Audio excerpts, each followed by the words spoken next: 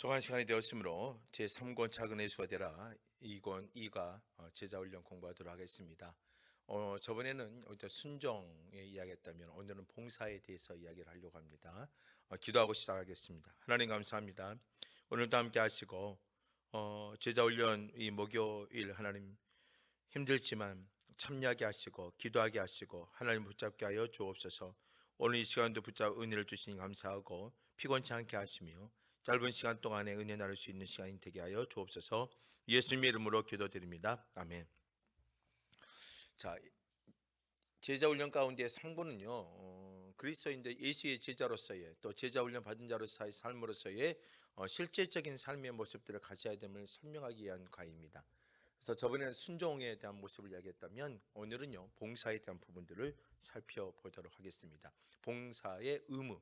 봉사는요, 선택사항이 아닙니다. 해야 될 의무입니다.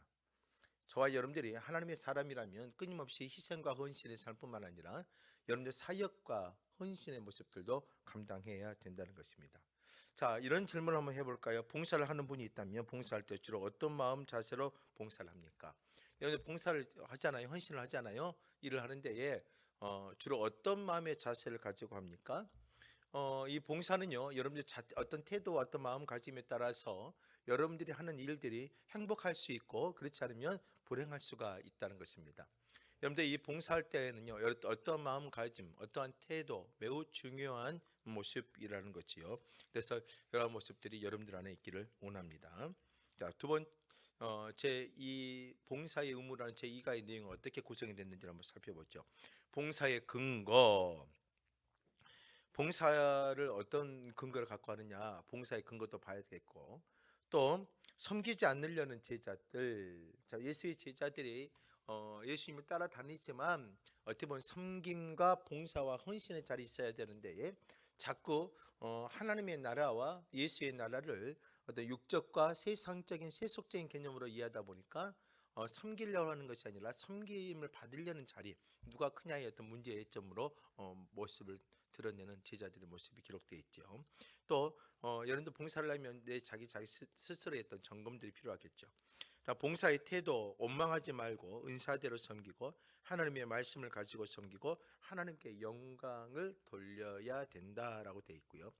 봉사의 두 가지 모델, 우리 가이오 장로와 디오드레베라는 두 사람을 통해서 봉사는 어떠한 모습을 가지는 것이 가장 좋을 것인가 모델을 한번 살펴보고, 봉사하는 자들에게 하나님 주신 축복이 뭐고, 또 봉사에 대한 어떤 결심들, 어떤 결심을 갖고 해야 되는지를 한번 살펴보도록 하겠습니다. 자, 이가의 목적을 한번 보죠. 첫 번째, 왜 봉사를 해야 하는지에 대한 근거를 깨닫도록 돕는다. 왜 하나님의 사람들을 봉사를 해야 될까요? 이런 봉사에 대한 근거들, 깨달음이 없다면 안 되겠지요. 그래서 근거를 대해서 알아야지만 봉사에 대한 기쁨과 은혜가 있는 거죠.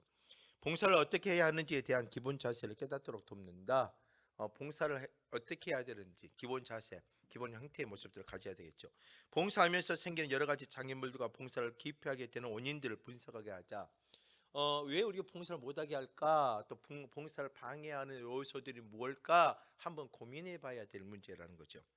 각자 자신에게 맞는 은사가 무엇인지를 깨닫도록 합시다. 여러분들 헌신할 때에 내가 갖고 잘하고 있는 것들을 가지고 헌신하면 얼마나 기쁘고 감사하겠습니까? 그걸 깨닫게 하는 것도 중요하지요. 가이오 같은 좋은 봉사의 모델을 제시하고 그를 배우도록 돕게 하는 것, 그리고 봉사자에게 하나님이 주시는 축복을 깨닫게 하고 봉사의 열망이 생기게 되도록 하게 한다. 이것들이 우리 이번 이가를 통해서 함께 공부할 겁니다.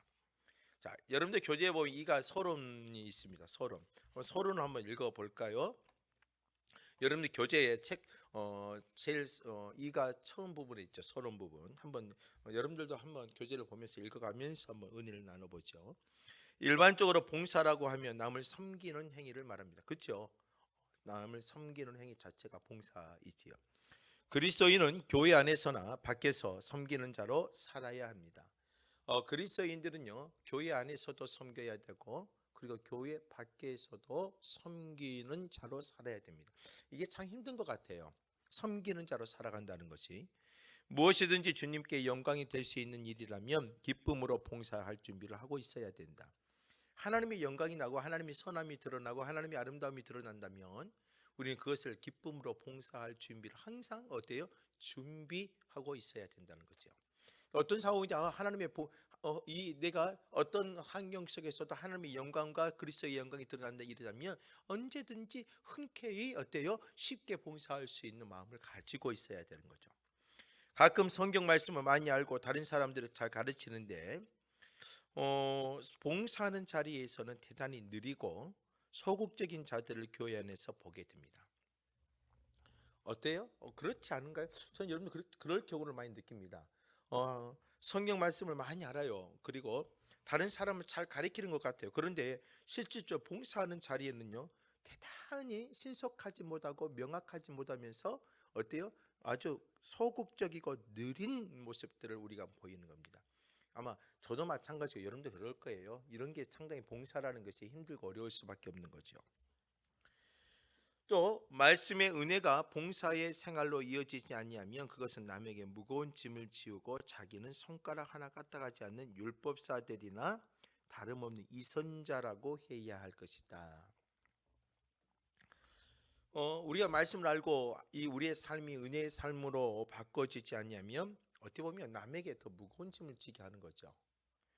손가락 하나 까딱하지 않는 율법사들이나 어떻게 보면 이선자처럼 되어져 버릴 수 있습니다. 그래서 제자 훈련 받은 이유가 어딜까요? 또 여러분들이 훈련을 받고 예배를 드리고 하나님의 성도로 살아가면서 여러분들이 고민하는 이유가 뭘까요? 예수님처럼 섬기려고 하고 있지 않는가라고 한번 생각해 봐야 됩니다. 여러분들이 어때요? 내가 왜 믿음 생활? 하나님 나를 불러주셨을까요? 하나님 나에게 왜 은혜를 주셨을까요? 섬기려고요. 봉사하려고 우리를 봉사하도록 하기 위해서 불러주신 거예요. 여러분들의 섬김이 세상에 어때 빛이 되고 소금이 되어져서 세상의 변화와 개혁의 모습들 그리고 썩어져 가는 것들을 막아내고 하나님의 은혜의 자리로 만들어낼 수 있는 게 바로 여러분의 희생적 봉사의 모습이라는 것이죠. 이런 이가의 서론을 이어가면 크게 세 가지가 될 수 있습니다. 그리스도인들은 어디서든지 섬기는 자로 살아야 합니다. 두 번째는요, 섬김에 소극적인 그리스도인들이 많이 있다는 거 안타깝습니다. 그래서 우리는요, 섬김에 적극적인 그리스도인들이 되어져야 합니다. 또 우리가 훈련을 받고 예배를 드리고 성도로 삶을 훈련받은 이유는요, 예수님처럼 섬기려고 하는 거, 꼭 이걸 기억하셨으면 좋을 것 같습니다. 저와 여러분들이 왜 하나님의 사람으로 예배를 드리고 나갈까요? 예수님처럼 살려고요. 예수님처럼 섬기려고 이런 모습들을 갖고 있다는 거 잊지 마시길 바랍니다. 자, 오늘 이런 이가의 모습을 가지고 우리가 한번 공부를 하는데 이번 주와 다음 주까지 해서 오늘 본문 이 봉사의 의무에 대해서 함께 공부하려고 합니다. 첫 번째요. 누가복음 22장 24절에서 27절에서 예수님은 봉사의 기본 자세에 대해 무엇을 교훈하시는가? 예수님이 봉사에 대해서 어떻게 말씀하고 있는가를 살펴봐야 되겠지요. 이게 어떻게 보면 근거가 될 수 있는 거기 때문에요. 누가복음 22장 24절부터 27절 말씀 한번 간단히 살펴보도록 하겠습니다. 24절과 25절이요. 먼저 또 그들 사이에 그중 누가 크냐 하는 다툼이 난지라. 자, 그들을 누구예요? 예수의 제자들이죠. 서로 누가 크냐고 다툼이 일어났다는 거예요. 25절이요. 예수께서 이르시되 이방인의 임금들은 그들을 주관하며 그 집권자들은 은인이라 칭함을 받으나. 그들이 무슨 문제 때문에 다툽니까? 누가 크냐 누가 작냐라고 하는데 예수님께서는 이르시되 뭐라고 말하느냐? 이방인의 임금들 이야기하면서 그들을 주관하며 집권자들은 은인이라 칭함을 받으면서 세속 나라의 이방인의 임금들의 모습들을 설명하고 있습니다. 자, 그럼 이거 어떤 의미일까요? 자, 예수님의 운명과 그분의 깊은 뜻을 알지 못하는 제자들은 여전히 하나님의 나라가 이 땅에 세워지리라고 믿었다는 거죠. 다시 말해 예수의 제자들은요, 하나님의 나라의 본질적인 부분을 이해하지 못했어요. 그래서 자꾸 뭐예요? 예수의 나라를 로마와 같이 과거의 다윗과 같은 어떤 세상 나라의 개념으로 봤다는 거죠. 그렇게 이해하고 있어요. 그러다 보니까 예수님의 때가 되어 좀 왕이 될 거니까 그걸로 인해서 우리는 좌편 우편하면서 서로 뭐예요? 다툼이 되고 내가 크냐 네가 크냐라고 하면서 그 자리로 올라가려고 하는 거죠. 이게 세상의 어떠한 모습들과 동일한 모습이 예수의 제자에게 나온 거예요. 자, 이 땅에 세워지리라는 믿으면서도 자신들 중 누가 더 높은 자리에 앉을 것인가에 대하여 논쟁을 벌인 것이다. 이것은 하나님의 백성이 아닌 이방인들이 취하는 행동이다라고 우리는 이해할 수가 있다는 것입니다. 이방인의 왕들은 그들의 백성 위에 군림하려고 하죠. 그렇죠? 이방인의 왕들은요, 군림을 하며 다스리며 통치의 힘을 보이려고 하잖아요. 세상의 군주를 행세하는 데서 그들의 자신의 위대함을 자랑하려고 하고, 내가 이렇게 큰 자다, 이렇게 힘 있는 자다, 이거 보이려고 하지요. 세상의 모든 다툼은요, 자기의 이익을 생각하여 남보다 더 많이 가지려고 하고 남보다 더 높은 자리에 남을 지배하는 데서 오는 것이죠. 여러분, 세상에 왜 문제가 생겨요? 세상에 왜 싸움이 생겨요? 결국은 하나예요. 더 많은 거 가지려고, 더 힘을 더 가지려고, 더 권력을 가지려고, 더 큰 자가 되려고. 이러다 보니까 세상 속에서는 싸움과 분쟁과 갈등과 다툼과 또 자기 이익을 위해서 목숨을 걸고 싸우려고 하는 거죠. 그렇기 때문에 우리 신자들의 삶을 반드시 뭘 해야 되느냐? 오늘 여기서 말하는 것처럼 예수의 제자들의 모습처럼하니 타인을 섬기는 자의 자세로 세상의 평강의 모습에 어떤 드러내고 이바지할 수 있는 어떤 삶이 나타나야 된다. 그런데 예수의 제자들은 그렇지 못하고 있다는 거지요.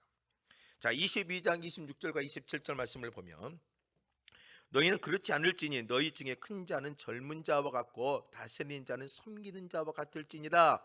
앉아서 먹는 자가 크냐 섬기는 자가 크냐? 앉아서 먹는 자가 아니냐? 그러나 나는 섬기는 자로 너희 중에 있느니라.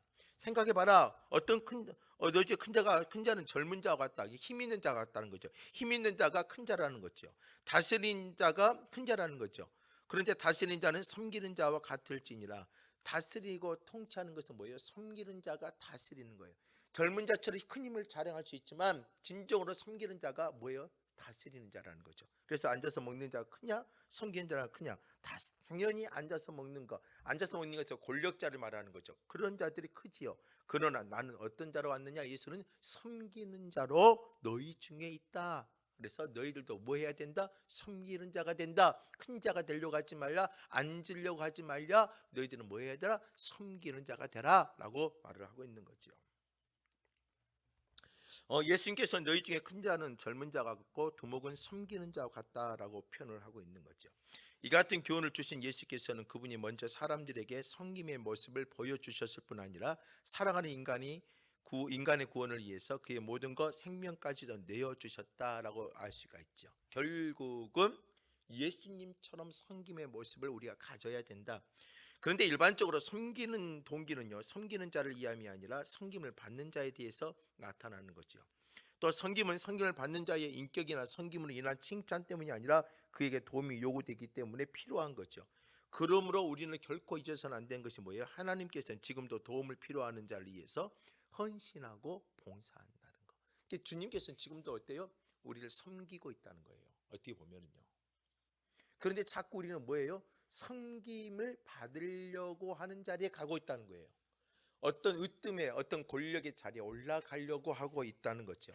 그래서 오늘 이 본문을 통해서 예수의 제자들은 섬기려고 하지 않고 섬김을 받으려고 하는 게 문제다. 나는 지금 이 땅에 뭐예요? 섬기려고 왔다. 너희들 중에 섬기러 왔는 예수 그리스도의 모습을 설명하고, 너희들도 다투는 자가 되지 아니라 뭐예요? 섬기는 자가, 큰 자가 되려고 하는 것이 아니라 여러분 진정으로 다스리는 자고 함께하는 자가 되어져서 섬기는 모습으로 가도록 하고 있는 것입니다. 자, 그러면 우리 한번 하나하나 살펴보죠. 먼저 12 제자들 사이에 끊임없는 물밑 싸움이 계속되고 있다. 그것이 무엇인가? 24절에요. 누가 크냐는 다툼이지요. 누가 크냐는 다툼. 어떤 세속적인 개념 속에 사로잡혀 있는 제자들이 갖고 있는 어떤 섬김의 모습과 낮아짐의 모습이 아닌 세속적인 나라의 하나님의 나라를 생각하지 아니하고 어떤 이 세상의 나라를 생각하며 자기들이 어때요? 섬김 받으려고 하고 큰 자가 되려고 하고 있는 잘못된 모습 속에서 다툼의 모습들이 벌어지고 있습니다. 누가 크냐는 다툼은 구체적으로 어떤 다툼이겠느냐?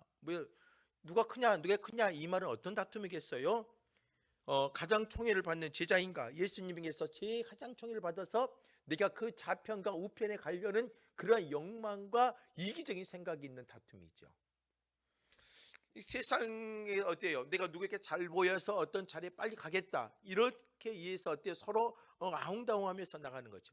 오늘 우리는요, 그런 다툼이 아니라 영적 섬김의 자리로 가는 것이 예수의 진정한 제자예요. 그게 순종이에요.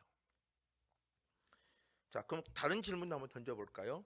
이런 다툼이 일어난 때 이들은 제자 훈련을 받은 지 얼마 후였을까? 자, 지금 이거 다툼이 일어나고 있잖아요. 누가 크냐? 제자들 가운데 누가 작냐? 내가 크다, 내가 크다. 이런 다툼이 일어난 것은요, 예수님과 함께 제자 훈련, 다시 말해서 예수님과 함께 얼마만큼 지난 기간인지를 한번 살펴본 것이 매우 중요해요.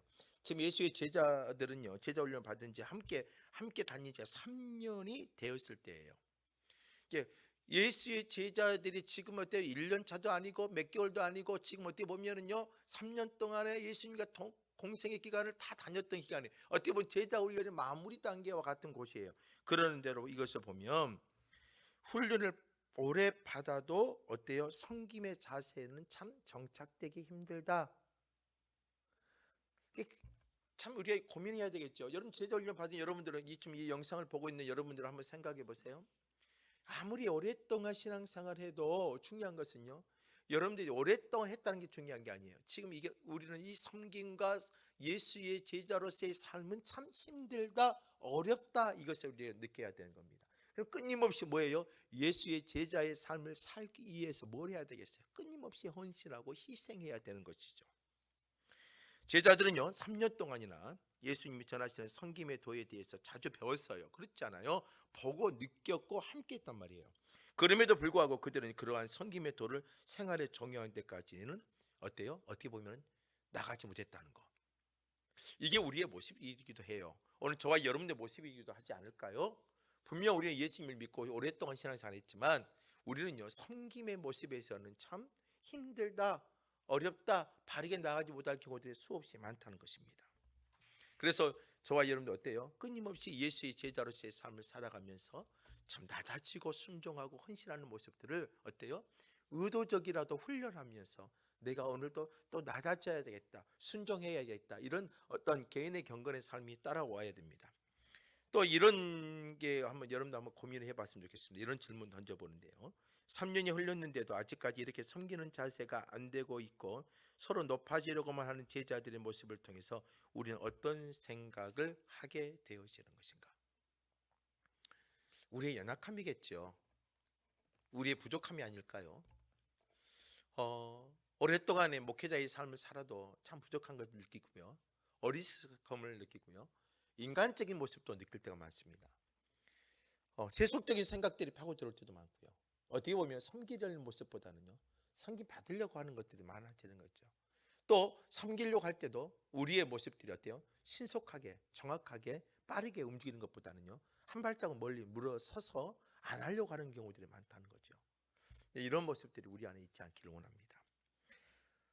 그 다음에 두 번째요, 예수님은 하나님의 나라의 다스림과 세상 나라의 다스림이 근본적으로 정반대된다는 것을 교훈하시기 위해서 그 둘을 어떻게 비교하는가? 자, 하나님의 나라의 다스림과 세상 나라의 다스림은 다르다는 거죠. 어떻게 설명합니까? 25절과 26절에요. 예수께서 이르시되 이방인의 임금들은 그들을 주관하고 그 집권자들은 은인이라 칭함을 받으나 너희는 그렇지 않을지니 너희 중에 큰 자는 젊은 자와 같고 다스리는 자는 섬기는 자와 같다라고 되어 있습니다.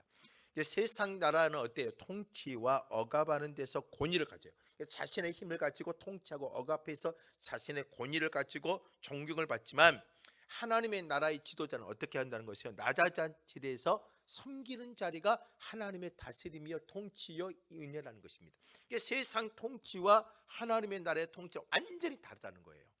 세상 나라의 통치는 자신의 힘을 가지고 권력, 억압, 나 이렇다는 것을 통해서 어떻게 보면 그들에게 권위를 세고 존경을 받으려고 하지만 우리는 어때요? 하나님의 나라는요, 하나님 나라의 백성은 뭐예요? 낮아지는 자리로 가는 거예요. 그리고 그곳에서 뭐예요? 섬기면서 하나님의 영적 권위를 가지고 인정받아가는 것, 완전히 다르다는 것을 설명하고 있는 거죠. 세 번째로요, 예수님은 자신의 입장을 어떻게 말씀하시느냐? 예수님께서는요, 자신의 모습을 어떻게 설명하느냐 이거죠. 27절, 앉아서 먹는 자가 크냐 섬기는 자가 크냐? 앉아서 먹는 자가 아니냐? 당연히 세상에서 보면 앉아서 다 권력을 가지고 이걸 가져오라 저걸 가져오라 말 한마디로 이래서 모든 움직여 갈 수 있는 그런 자 클 수 있지요. 그러나 예수님이 뭐라고 그랬어? 나는 앉아서 먹는 자가 아니라 섬기는 자로 너희 중에 있다 라고 표현을 하는 겁니다. 예수님은 섬김을 받으셔도 되는 분이에요. 앉아서도 말을 해도 되는 그런 영적인 권위와 힘을 갖고 있는 분이세요. 그런데도 예수님이 어떻게 하겠다는 거죠? 섬기는 자로 제자들 중에서 내가 깨고 있다라고 표현하고 있는 것입니다. 그래서 오늘 우리의 삶도 어떻게 해야 되겠습니까? 섬기는 자로 여러분들의 가정에 있어야 되고요. 섬기는 자로 여러분들의 삶의 터전에 파고 들어가야 되고, 섬기는 자로 여러분들의 신앙 공동체 안에서 움직여야 되는 거예요. 이게 오늘 그리스도인들의 모습이라는 거죠. 자, 네 번째요. 예수님이 제자들에게 가르치려고 하신 교훈의 요점은 두 가지라 볼 수 있다. 오늘 이 본문의 말씀을 통해서, 오늘 앞에서 봤던 말씀을 통해서 예수님이 가르치고 싶은 것은요, 예수님께 누가복음 22장 24, 25, 26, 27절을 통해서 말하고 싶은 것은, 큰 요점은 두 가지라는 거예요. 다음에 두 가지 말씀을 중심으로 전후 문맥을 살펴보고 그 두 가지가 무엇인지를 한번 정리해 보자 이거지요. 자, 26절 말씀에 너희는 그렇지 않을지니 라고 돼 있죠. 너희는 그렇지 않을지니 라고 돼 있는 말씀을 볼까요? 너희는 26절 한번 봐보세요. 너희는 그렇지 않을지니 너희 중에는 큰 자는 젊은 자 같고 다스리는 자는 섬기는 자 같다. 그래서 주님이 말하고 있는 제자를 가르치려는 교훈은 뭐였냐면, 하나님의 나라의 지도자는 세상 나라의 지도자들과는 달리 섬김을 받으려 하지 말고 뭘 해야 된다? 섬겨야 한다. 이걸 설명하는 겁니다. 예수의 제자들에게 세상의 어떤 권력자들을 바라보는 게 아니라, 세상에 힘 있는 자들이 앉아서 큰 자의 모습을 보는 것이, 그런 모습을 보는 것이 아니라 너희들은 뭐예요? 섬기는 자로 살아야 된다. 이걸 하나의 포인트를 설명하고 있습니다. 예수의 제자들이. 두 번째로는요, 27절에요. 앉아서 먹는 자가 크냐 섬기는 자가 크냐, 앉아서 먹는 자가 아니냐, 그러나 나는 섬기는 자로 있다라고 되어 있죠.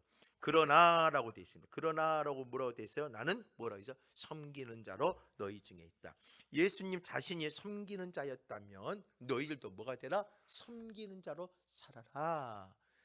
세상의 권력자는 앉아서 나는 섬김을 받고 큰 자라고 말하지만, 예수님의 나라는 어때요? 나처럼 섬기는 자가 세상에서, 하나님의 나라에서 큰 자다, 이걸 말하고 있는 거예요. 그래서 너희들도 어때요? 바로 예수의 제자로서 큰 자로, 섬기는 자로 살아가기를 원하는 거죠. 자, 그 다음에 다섯 번째요. 네 번째, 다섯 번째요. 일반적으로 교회 안에서 보면 정말 자기를 낮추고 섬기려는 자들이 많지 않습니다. 여러분 어떻게 생각하세요? 그렇다고 생각하지 않습니까? 자기를 낮추고 섬기는 자가 별로 없어요. 그리고 장로나 권사가 되든지 무슨 회장이나 되든지 직분을 맡으면 목에 힘을 주는 우스러운 꼴을 쉽게 볼 수가 있습니다. 우리는 뭐예요? 계급장 하나 붙여놓으면 그게 어떤 힘이 된 것처럼 말하죠. 이런 자들은 아직도 예수님이 어떤 분위기인가를 잘 모르는 사람이라 할 수 있습니다. 왜냐하면 앉아서 먹는 자, 곧 예수님이 일어나 섬기는 데 심부름해야 할 처지에 있는 자가 섬김을 받으려는 것과 같기 때문입니다. 우리는 어때요? 예수의 말씀을 따라 섬기고 심부름을 하며 해야 하던 자가 자꾸 올라가서 있으려니까 이상하게 되지요. 당신은 정말 예수님의 모범을 보이신 대로 섬기려 하는 사람입니까? 한번 여러분, 제가 질문 한번 던지고 싶습니다. 여러분 진짜 예수님을 섬기는 사람이세요? 진짜 예수님을 섬기는 사람이 예수의 제자들입니까? 여러분들의 삶의 모습을 한번 점검해 보시면 좋겠습니다. 자, 그렇다면 예수님이 모범을 보이셨던 섬김의 예는 뭘까요? 많지요. 크게 두 가지로 살펴보면, 하나 뭐예요? 예수의 제자들의 발을 씻는 것. 성육신하신 예수님께서 예수의 제자들을 붙잡고 그들의 발을 섬겼던 것. 자, 그 당시에 선생이 제자들의 발을 씻는 것은요, 아주 혁신적인 거예요. 지금이야 여러분들이 느끼면 쉬운 일이지만 그 당시에는요 그게 불가능했던 거죠. 그런데 예수님이 어떻게 해요? 제자들의 발을 씻겼다는 것은 그들의 문화와 그들의 생각의 언틀을 완전히 뒤엎어버린 거거든요. 또 하나는 뭐냐면 예수님의 십자가의 죽으심의 섬김이에요. 자신의 죽으심으로 인해서 하나님의 사람들 살리기 위해서 마지막까지 자신의 최고의 정점이 십자가의 사건을 어때요? 섬김의 모습의 어떤 정점으로 보이셨던 거죠. 오늘 저와 여러분들은요, 우리 교회가 또 제자 훈련을 받고 있는 저와 여러분들이, 그리고 훈련을 받고 있는 저와 여러분들이 해야 될 섬김의 모습들, 어떻게 보면 세상이 보여주지 할 수 없는 섬김의 모습들이 교회가 해야 되고, 교회가 그 섬김의 모습을 가지고 세상 사람들을 어때요? 우리가 섬기며 그들을 이끌어 갈 수 있는 그러한 진정한 섬김의 모습들이 우리 안에 존재하고 있어야 되는 것입니다. 예수님처럼 그럼 섬기는 자세를 갖기 어려운 까닭이 뭐라고 생각합니까? 여러분, 왜 예수님처럼 우리가 섬기는 어떤 자세를 갖기 어려울까요? 그것은요, 몇 가지 이유가 있어요. 여러분도 답을 해보면 되겠어요. 저는 이렇게 한번 정리해봤어요. 괜히 내 자신을 비하시키는 것 같기 때문에. 섬기면 내가 바보 같고 내가 뭐예요? 내가 부족한 것처럼 보이는 그런 생각이 있어요. 또 괜히 드러나 보이는 것 같기 때문에 내 섬기는 것이 괜히 다른 사람 앞에 어때요? 자랑되어지고 드러나는 모습이 보여져서 그런 생각이 왔어요. 또 너무 바빠서 계속 섬김을 요구 받을 것 같아서 내가 해주면 끊임없이 나만 계속 이거 일 시킬까 봐. 또 섬기다가 상처를 받은 적이 있기 때문에 내 몸이 너무 힘들어서 이런 걸로 인해서 여러분들 어때요? 섬김을 안 하려고 해요.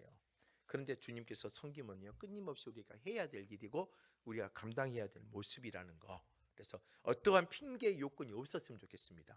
그냥 예수님만 바라보며 바보가 돼도 괜찮고 상처가 된다는 것은 뭐냐, 아직 내 자존심이 살아있다는 거겠죠.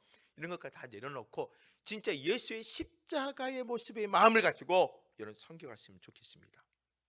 자, 크게 두 번째로요, 베드로전서 4장 9절부터 11절은 무엇을 우리에게 교훈하고 있는 것인가 라고 말합니다. 자, 서로 대접하기를 원망 없이 하라. 또 10절은요, 각각 은사를 받은 대로 하나님이 여러 가지 은혜를 맡은 선한 청지기 같이 서로 봉사하고 또 은사를 받은 대로 여러 가지 가지고 선한 청지기가 되라.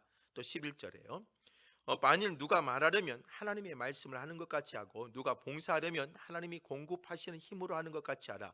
이는 범사에 예수 그리스도로 말미암아 하나님이 영광을 받으시게 하려 함이니 그에게 영광과 권능이 세세에 무궁하도록 있느니라. 아멘. 베드로전서 4장 9절부터 11절은요, 우리가 어떤 봉사자의 태도를 잘 설명하고 있죠.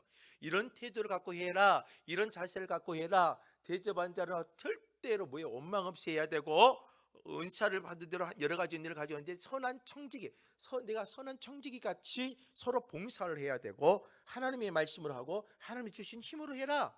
이것이 바로 하나님의 영광이요 우리가 주의 일을 감당하고 섬기는 자의 태도이다라고 설명하고 있지요. 여러분들 이러한 태도를 가지고 우리 해야 됩니다. 자, 이런 말씀을 가지고 우리 한번 몇 가지를 한번 살펴보죠. 첫 번째요, 왜 서로 대접한 일을 원망과 연관시키고 있을까?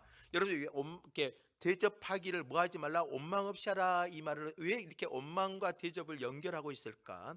첫 번째로 서로 대접하는 봉사에서 원망이 많이 생기기 때문이죠. 대접하는 봉사에서 서로 대접 원망이 생겨요. 초대교회 당시에 가난한 성도들과 전도 여행자들이 상당히 많았습니다. 이런 자들을 어때요? 순회 전도자를 대접하는 일이 보통 큰 문제가 아니었죠. 그래서 이 대접하는 어떤 사람 대접하다 보니까 어때요? 많은 사람들 대접해야 되고 힘들어하는 것들이 많았어요. 그러다 보니까 원망이 되어지고 불평하게 되어지죠. 그래서 더욱이 어느 지역에서는 핍박이 일어나면 대접하고 도와야 할 대상이 갑작스럽게 감당할 수 없을 정도로 늘어났기 때문에 성도들께 서로 돕는 데서 많은 원망이 일어났어요. 자, 하나님의 말씀을 전하는 어떤 전도자들, 순례자들이 생겼는데 그들 핍박이에요. 핍박하는 사람들이 도망치고 흩어지고 그러다 보니까 이들을 섬기고 도와줘야 될 사람들은 어때요? 이제 섬기려고 하지 아니하고 섬기는 사람들이 한정적으로 수가 줄어들어가요. 그러다 보니까 대접할 때에 어때요? 기쁨을 해야 되는데 너무나 가부화가 걸리기 때문에 원망을 하게 되어지는 거죠. 이럴 수밖에 없는 상황이 되어진 거예요. 그래서 오늘 저와 여러분도 마찬가지예요. 주의를 할 때 항상 어때요? 이러한 상황들이 벌어질 수 있다는 거 마음을 기억하고 그래도 원망하지 아니하고 어때요? 불평하지 아니하고 하는 섬기는 모습으로 가야 된다는 거. 그래서 여러분들이 일을 할 때에 이 원망할 수 없도록 불평하지 않도록 서로 어때요? 서로 협력하고 도와주는 자들이 우리 주위에 많아지는 것이 우리가 해야 될 일이고 기도의 제목이고 또 여러분들이 서로 섬겨줘야지만 이 불평과 원망이 사라진다는 거죠. 너무나 한 사람에게 점점 더 많은 일들이 가부되어지면 힘들 수밖에 없고 원망할 수밖에 없겠죠. 그래서 공동체는요, 한 사람에 가는 게 아니라 다 함께 협력하고 함께 대접하고 함께 섬겨가는 모습들이 필요하다는 것입니다. 두 번째요, 봉사하면서 마음으로 원망을 해본 일이 있습니까? 그때 어떤 유익이 있었는가? 봉사하면서 원망을 해본 적이 있지요? 다 있을 거예요. 그런데 정작 봉사하면서 하나님 일을 하면서 원망을 해본 일이 있긴 있는데 어때요? 마음이 불편하지요. 우리 유익함이 있는 것은 아니고 고통스럽고 더 마음에 더 아픔이 있고 봉사의 손길이 더욱더 어때요? 소극적이 될 수밖에 없고 미움이라는 것이 파고 들어올 수밖에 없습니다. 누가복음 10장 40절의 말씀에 보면 마르다가 기록되어 있습니다. 40절에요. 마르다는 준비하는 일이 많아 마음이 분주한지라 예수께 나아가 이르되 주여 내 동생이 나 혼자 일하게 두는 것을 생각하지 아니하시나이까 그를 명하사 나를 도와주라 하소서. 마르다와 마리아 이야기 여러분 잘 알잖아요. 마르다는 예수를 대접하기 위해서 분주하지만 마리아는 예수의 발 앞에서 이야기를 나누고 말씀을 듣고 있는 거죠. 이러므로서 통해서 어때요? 동생이 나를 도와달라 말을 하게 되는 거죠. 이게 여러분들 봉사하면서 어떻게 보면 마음에 불편함이 생긴 경우가 많아요. 그럴 때에 이런 일들을 통해서 가슴에 품고 있다면 우리가 유익함이 될 수가 없는 거죠. 각자가 여러 가지 유형의 원망을 해본 적이 있을 것입니다. 그렇죠? 하지만 결론은 그러한 원망이 아무런 유익도 없을 뿐더러 공동체와 우리 자신에 대한 부정적인 생각만 키운다는 것. 그래서 여러분들 어때요? 봉사를 하면서 마음으로 원망보다는 기쁨과 감사함으로 하나님의 선한 청지기와 같은 마음을 가지고 우리가 하는 것이 매우 중요해요. 어떤 일을 하더라도 벌써 시작하기 전에 또 나밖에 없을 거야 이런 생각을 하면 안 되고요. 하나님 나에게 주신 그 일을 어때 기쁨과 감사함으로 받아들이며 할 수 있는 신앙의 자세들을 갖는 게 매우 중요하고, 그리고 더 많은 사람들이 협력해지고 봉사의 자리에 나와서 내가 더 헌신하고 희생하고 나도 나가야 되겠다 그런 마음들이 우리의 마음에 일어나야 여러분들의 마음들이 더 무겁지 않고 나갈 수가 있다는 것입니다. 잘못되면 여러분들의 마음이 어때요? 부정한 생각들만 키울 수밖에 없어요. 그래서 여러분들 마음의 원망보다는 하나님 선한 청지기 같은 신앙의 자세가 필요할 것 같습니다. 자, 그렇다면 그리스도인들이 봉사를 하다가 원망을 하게 되는 이유가 뭘까? 왜 원망하게 될까요? 여러분 한번 왜 그럴까요? 여러분 한번 질문을 던져봅니다. 왜 그리스도인들이 봉사를 하다가 원망을 하게 되는 이유가 뭘까요? 제가 몇 가지로 정리해 보면요. 하나는요, 은혜를 받지 못한 채 계속 일을 하기 때문입니다. 일만 하고 하나님의 은혜를 받은 일을 게을리하기 때문에 내 마음이 어떻게 은혜에 충만하지 않아요. 그렇기 때문에 원망이 들어올 수밖에 없어요. 또 주위 사람들은 놀고 있을 때 자기만 일할 때 내가 나 혼자만 일하는 것 같아 이런 생각이 들 때에 우리의 원망이 타고 들어올 수 있어요. 칭찬이나 격려, 지지 없이 일할 때, 사람들부터 인정받지 못할 때, 여러분들 어때요? 칭찬과 격려가 있으면 사람 어때요? 좋은데 그렇지 못하고 칭찬과 격려가 없고 자꾸 어떤 이상한 이야기가 들어오면 우리는 어때요? 원망할 수밖에 없겠죠. 내 은사가 아닌 것을 억지로 해야 할 때, 여러분들 억지로 할 때 참 힘듭니다. 목회자도 마찬가지고 성도들도 마찬가지고 억지로 하는 순간에 뭐가 생기는 거? 원망이 생기는 거지요. 이렇게 또 생각할 수가 있는 거죠. 여러분들 한번 왜 원망이 생길까요? 그 이유를 한번 여러분 스스로 여러분들 한번 이야기를 한번 나누고 여러분들이 고민 한번 해보세요. 왜 나에게 봉사를 하는데 이런 원망이 들을까? 여러분들 나름대로 이유를 한번 찾아보고 체크해서 여러분들이 그런 게 생기지 않도록 방어하는 것도 필요하지 않을까 생각되어집니다.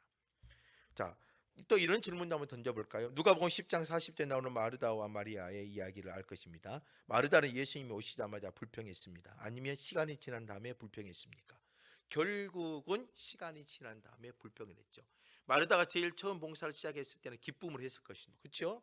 그러나 일이 많아지고 분적이 되자 마르다는 자신을 돕지 않는 마리아에 대해 섭섭함을 가지게 되었던 것 같습니다. 이렇듯 봉사를 처음 할 때와 달리 시간이 지남에 따라 봉사의 태도가 변질될 수 있다는 사실을 우리는 늘 민감하게 인식하고 있어야 됩니다. 처음에는 기쁨으로 했는데 가면 갈수록 이 기쁨이 사라지게 될 수 있어요. 그러지 않도록 우리의 마음을 항상 어때요? 영적인 은혜가 풍성할 수 있도록 우리가 어때요? 우리 마음을 다스려야 되고, 또 협력자와 동력자들의 손과의 잘 영적인 교제와 친밀감들이 두터워져야 됩니다. 그렇지 않으면 우리는 어때요? 처음과 다른 모습을 가질 수가 있다는 것입니다. 세 번째요. 봉사를 잘 하려면 성령이 우리에게 각자에 주신 은사대로 섬겨야 합니다. 그렇죠?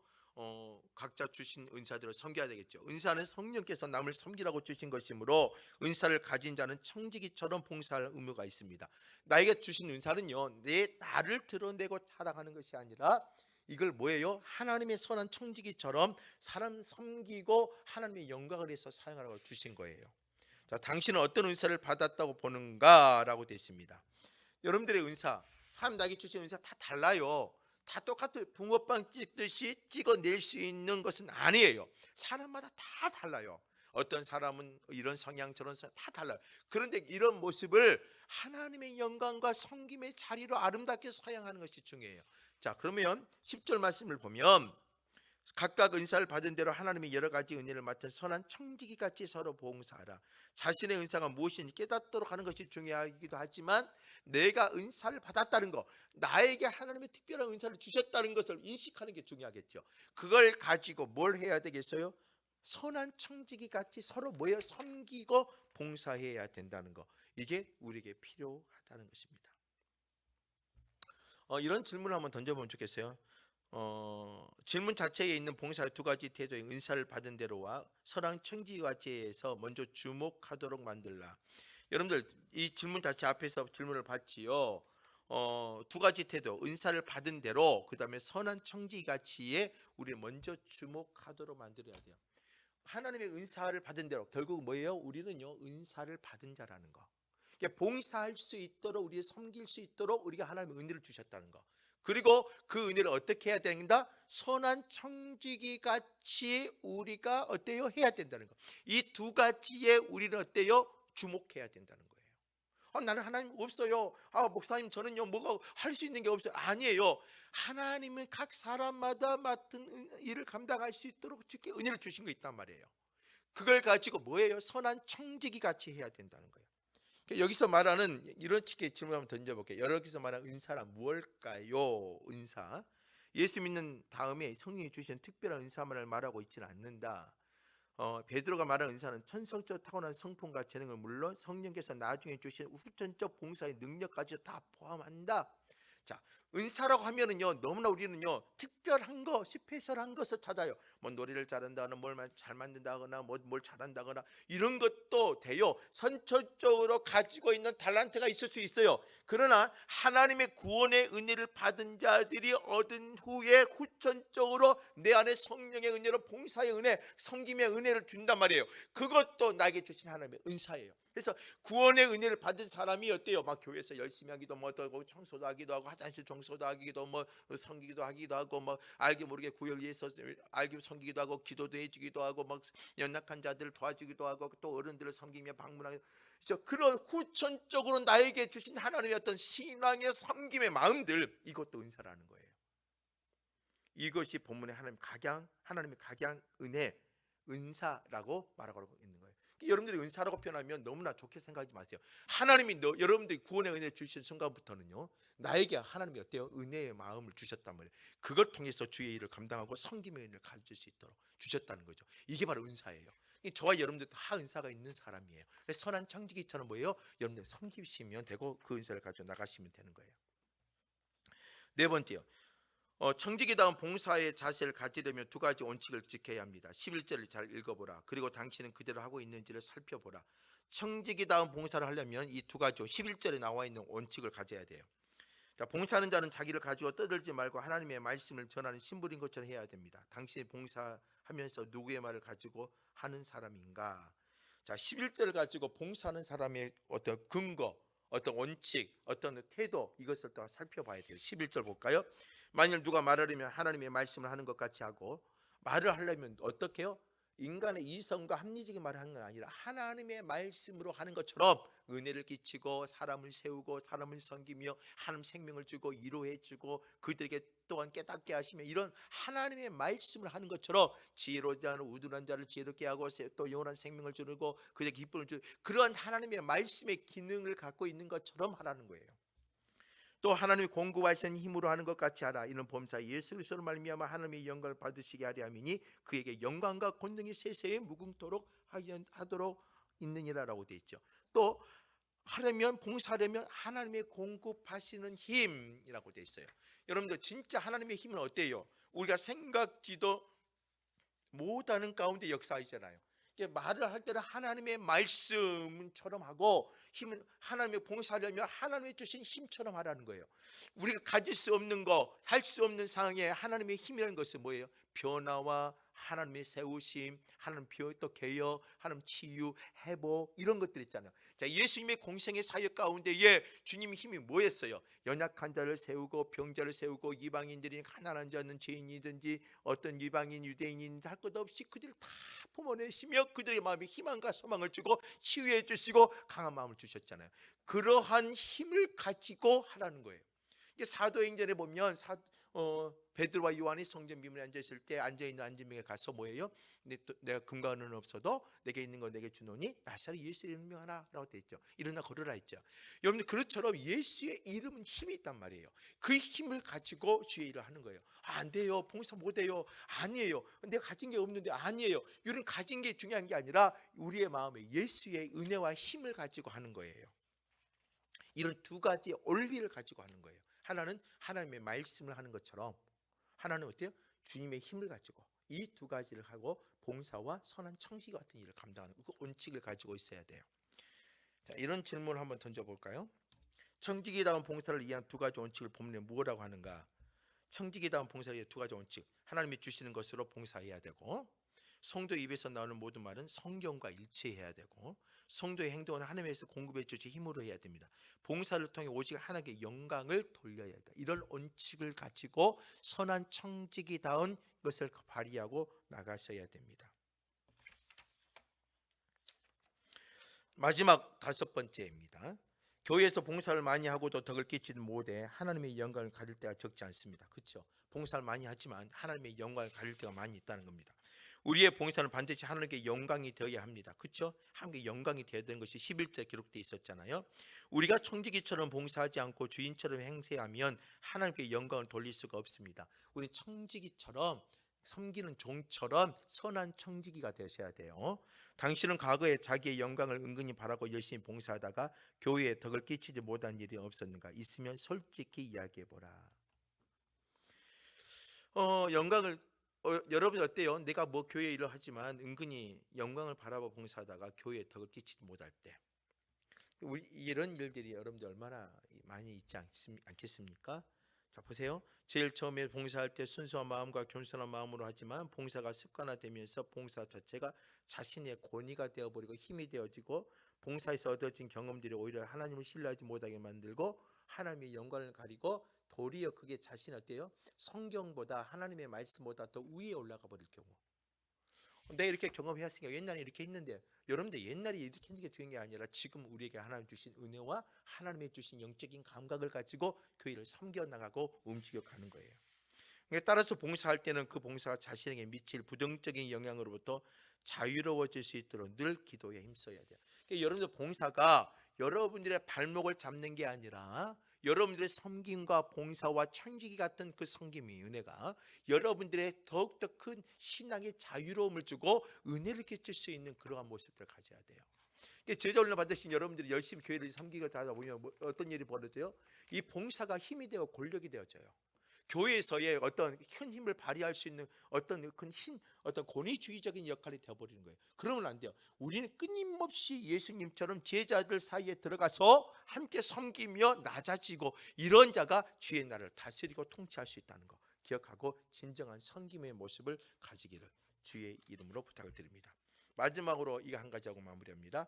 이런 질문이요. 왜 하나님이 공급하신 힘으로 봉사하지 않으면 하나님께 영광되지 않을까? 이런 거 생각해 보세요. 왜 하나님의 공급하신 힘으로 봉사하지 않으면 하나님께 영광이 되지 않을까? 이렇게 정리할 수 있을 것 같아요. 여러분들도 한번 생각해 보면 좋을 것 같은데, 하나님이 공급하신 힘으로 하는 것 같이 하지 않으면 우리의 봉사에는 항상 자랑이 되고 교만, 공로 의식이 따르게 되기 때문입니다. 하나님이 공급하신 힘으로 하지 않으면, 이게 내 힘으로 하면 안 된다는 거예요. 하나님이 주신 은혜의 힘으로 해야 돼요. 기쁨으로. 그렇지 않으면 뭐가 돼요? 자랑이 되고 교만이 되고 공로 의식이 되어져 버려요. 그러므로 봉사자의 무슨 일을 하든지 자기 힘과 능력으로 하는 것처럼 과시해서는 안 됩니다. 하나님이 주신 힘과 능력으로 봉사한다는 겸손한 자세가 우리에게 필요하다. 이게 중요하다는 것입니다. 오늘 여기까지 공부하겠습니다. 여러분들 제자 훈련 숙제 내지 않습니다. 숙제 없습니다. 숙제하지 않고 여러분 이 과만 충실하게 다시 한번 집에서 복습을 해가면서 다시 이 영상을 한 번, 두 번 들으시면서 다시 공부하시면 좋겠습니다. 수고하셨습니다. 다음 주 목요일 날 뵙겠습니다. 하나님 감사합니다. 오늘 이 시간까지 함께 해주신 감사합니다. 피곤하고 지치지만 하나님 이제 몇 건 남지 않았습니다. 최선을 다해 감당하게 하여 주옵소서. 예수님의 이름으로 기도드립니다. 아멘. 수고하셨고요. 다음 주에 뵙도록 하겠습니다.